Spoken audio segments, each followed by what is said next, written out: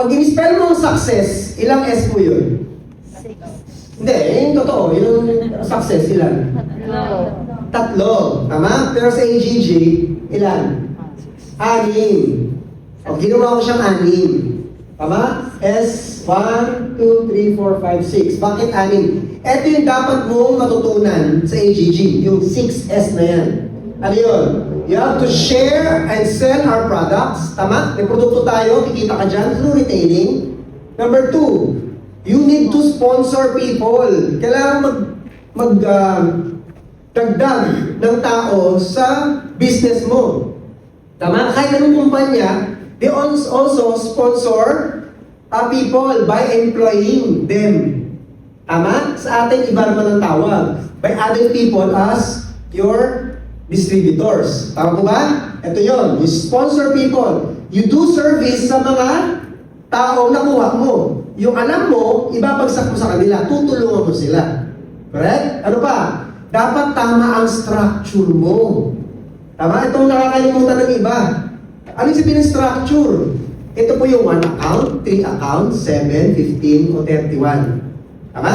Pwede ka magsimula sa 1. Wala pong pangit doon. Pero ito na sabihin ko sa inyo.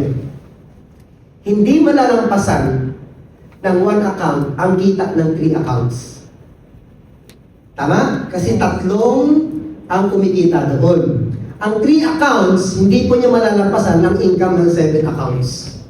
Kasi 7 ang kumikita doon, pwede. Tama? Ang 7 accounts, hindi malalampasan ng 15 accounts. Kasi ang potential doon, 15 accounts ang kumikita.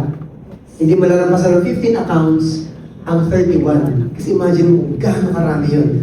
Walang pinagkaiba yun sa branch. Bakit ang video halos magkatapat meron? Nakita ba yung gano'n? May video ulit doon.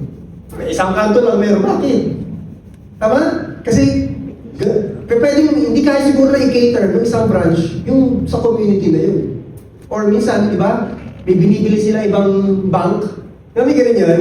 Pag may biniling bangko, syempre sa kanila na yun. Video na yun. Nagigets nyo, bakit kailangan pa pang bumili? Meron naman na.